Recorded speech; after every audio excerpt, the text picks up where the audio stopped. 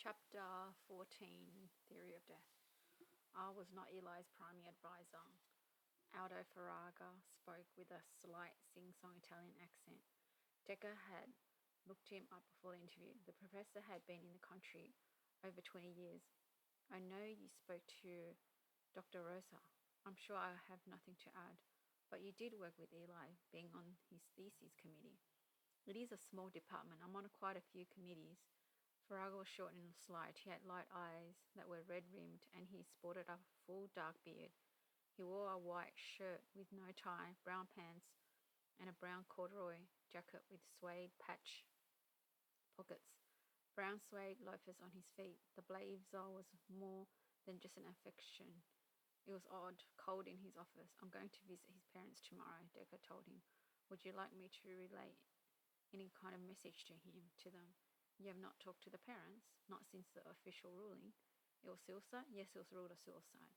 Then it is a tragedy for any young person. It is especially sad when it is a young person with so much promise. He had an unusual, superb mind. He will be missed. Did he seem troubled to you? Intense, yes, but not troubled. I saw Elijah as a gentle boy. He did not have the killer academic instinct. He was happy to help anyone who needed it. Socially awkward? Not so much for this department. A pause. At the Christmas party last month, he was quite engaging, talkative. He was studying Fourier analysis. He had decided to focus on Fourier's transforms. Actually, McAdams tapped his pencils against his notebook. That's upper division maths. Yes.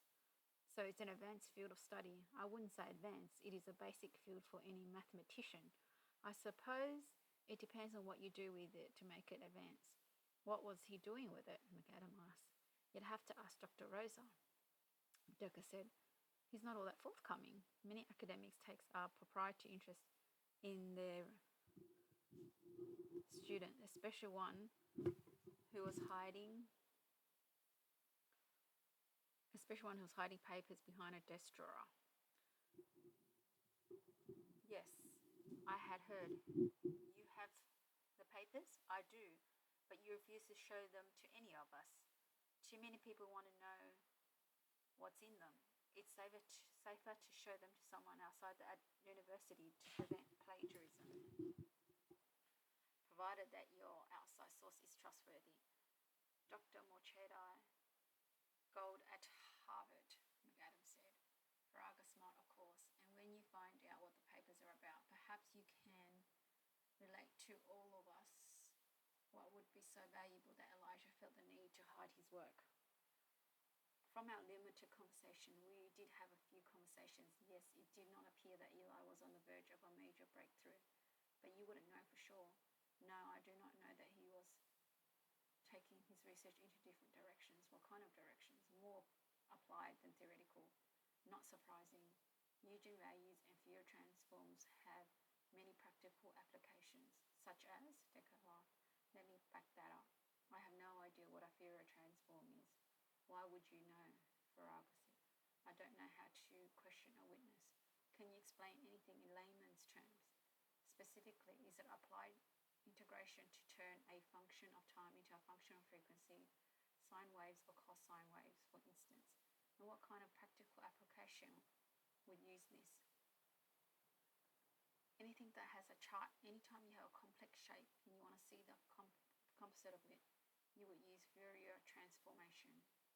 Farraga paused. I don't know if this is true or not. I don't want to start rumors, so this is strictly off the record. But I've heard that Elijah was working with Leonidas Tovard for the past year. Why off the record? In Needloft, it is frowned upon to choose one primary advisor and then work with someone else. It's certainly not going to hurt Eli's reputation anymore, but it may impact Leonidas Tovard. Why would a professor care if any student worked with someone else? McAdam asked. Isn't curiosity a good thing? Farraga looked long, suffering. We are all very busy, detective. Once we take on a student and that student is part of our lab, he or she is expected to work with us, not take our information elsewhere. McAdams said, turf battles? More like stealing intellectual property detective. Decker said, "Could you spell Leonidas Talvard for me?" Farrago complied. McAdams said if Eli was working with this Talvard, it could explain why he hid his papers behind his drawer. He didn't want anyone finding out that he had found another mentor. He looked at Farrago. What would have happened if Eli had wanted to switch advisors? As I said, once a student is in upper division and has chosen an advisor, it is frowned upon to switch. So he wouldn't have been allowed to switch? McAdams asked. It is doubtful that any faculty member would have agreed to the switch. It would have to be on the fly, pardon the sly, on the sly. And you don't have any ideas what Eli and Tovard were working on. Tovard's appointment is in the physics department. His specialty is cosmology. The applications for Fourier transform in outer space are endless. I suspect that this wasn't part of his thesis altogether, although you'd have to ask Dr. Rosa about that. I suspect he was doing this on his own because the field interested him. And you don't think Dr. Rosa had any idea about it? I'm sure he had heard the rumours, the same as I have. How he dealt with it, Farrago gave a shrug. Decker said, if Eli had done something with Tolvard, who would have owned Eli's research, Rosser or Tolvard? Ah, that is an interesting question. If something was published, I would suspect both would get authorship. But who would be the primary author? I don't know. Eli wouldn't get primary authorship? Of course not. He'll get some recognition, but the primary authorship goes to the supervisor. So if he published with Tolvard as the lead author instead of Rosa, that would create a problem. Yes, of course, but I doubt that a turf battle would lead to his suicide. How about if he was mentally unstable to start? You're in the wrong department, detective. Farrago looked at his watch and grimaced. The Needloff Psychology department is on the 3rd floor.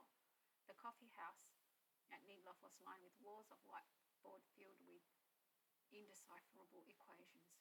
Students bounced up and down between their seats and the boards, writing things down as it occurred to them. Their work was visible to everyone. In this day and age, privacy has become a rare avis. McAdams took a sip of his espresso. Looks like Eli was doing a big no-no. But even if he was, I don't see why this could lead to suicide. Neither do I, Decker admitted. And it's not up to the police to discover why he did it. So you've done looking into Eli's death? Any further probing is counterproductive. We'll see his parents tomorrow, and that's that. Since you're going to Harvard anyway, we'll take the papers to Gold. See what they're about. But I doubt if they'll have anything to do with his suicide. So what's on tap now? I'm going back to the station house. I've got a couple of small burglaries I'm working on, electronic stores. I've got some CCTV to look through. You can go home and study. Or I can talk to Linus Talbot. If he talks to you, he's going to admit that he was working with someone else's student. I can still try, sure, if you think there's a better use of your time than studying for your finals.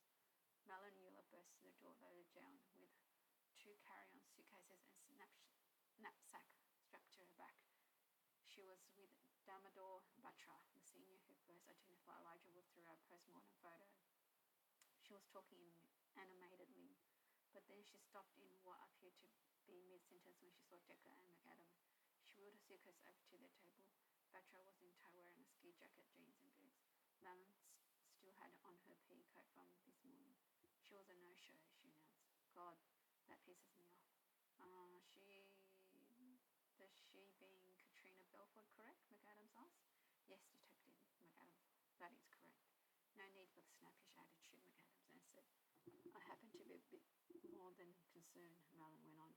I can't reach her by phone, text, email, Twitter or Facebook, and no one has seen her this morning. After what happened last night, I'm nervous. Decker said, did you call campus police? She doesn't live on campus, Detective. She lives in town. I believe that's your territory. Do you have her address? Blue Jay Lane. She recited the numerals. Could you stop by, in right now? Sure, Decker stood up. Did you find a place to crash, Melon? You can't go around living like a turtle with your home on your back. Damodar invited me to stay with him until I found another place. We trust each other since our research is totally orthogonal. Completely, Batra added. We were just going to grab coffee before we moved her in. If you find out about Dr. Belford, can you let me know? Melon asked. It's not like her to miss a meeting. She's very prompt and very meticulous. Batra added. I'll swing by, let you know to McAdams, he said. Are you coming? I thought Let me talk to Professor Tolvard. Ah, so you've heard the rumours also, Batra said, that Eli was working with Tolvard. I've never heard that. Melon said, you're very theoretical. I'm more applied, so I have my fingers in both areas, and I hear things. What have you heard? McAdams asked. Just what I said, that Eli was working with Tolvard. Any idea on what? Nope, but just since Tolvard is in the outer space department of physics and Eli's working on Fourier series. Fourier transforms, McAdams corrected. Ah, so he redirects his interest from theoretical to applied, and now that makes total sense. He was probably doing something with cosmic rays. Isn't that verboten to switch advisors? Mellon said, God, if it isn't, I'm done with Katrina.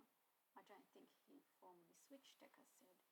So he was doing it on the DL, Batra said. To Mellon, Decker said, why are you done with Katrina Belfort? She's a nice woman, but she never has enough time for me. It took me nearly a week to get an appointment with her, and she's my advisor. What's going to happen when I really need her in a month or so? Never choose a professor that doesn't have tenure, Batra said. The underlyings are too busy, and there's too much temptation for them to rip off your ideas. It's just odd that she hasn't shown up anywhere, Mellon said. And after last night, I'm very nervous. Decker put on his jacket. I'm on my way. McAdams stood as well. I'll walk out with you. After they left the coffee house, Decker said, I'll let you know if I find anything at Belford's house.